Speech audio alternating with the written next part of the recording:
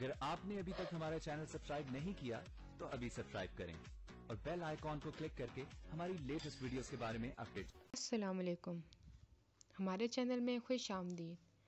जैसा कि आपने देखा है, घर वालों के दबाव से घबराकर शयान मन्नत को घर से निकाल देता है ताकि अकेले रहकर फैसला कर सके।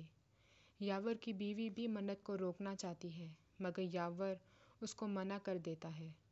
वजी यावर की बीवी को भी धमकाता है, अगर मुंह ना बंद किया तो तुम्हारा भी यही हशर होगा।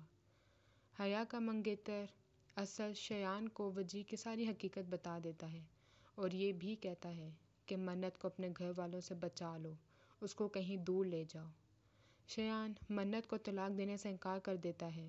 वजी की बदतमीज़ियों और मन्नत पर इल्ज़ाम तराशियों के जवाब में उसको थप्पड़ मारता है मगर वजी मन्नत को खून के आंसू रुलाने की कसम खाता है। मन्नत के घर वकील नायाब के केस के सिलसिले में पहुंच जाता है।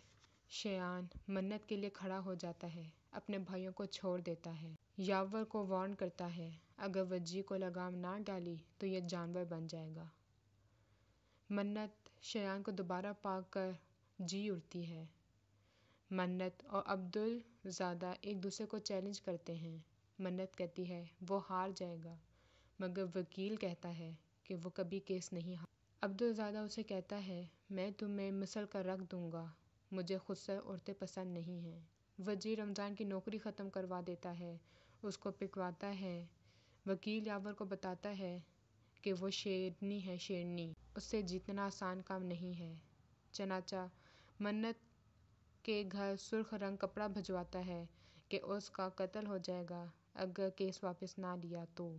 गुंगे भी भिजवाता है। शयान वजी को वार्न करता है, छुप कर वार क्यों करते हो, सामने आकर मुकाबला करो, तुम्हारा मुकाबला मैं करूँगा।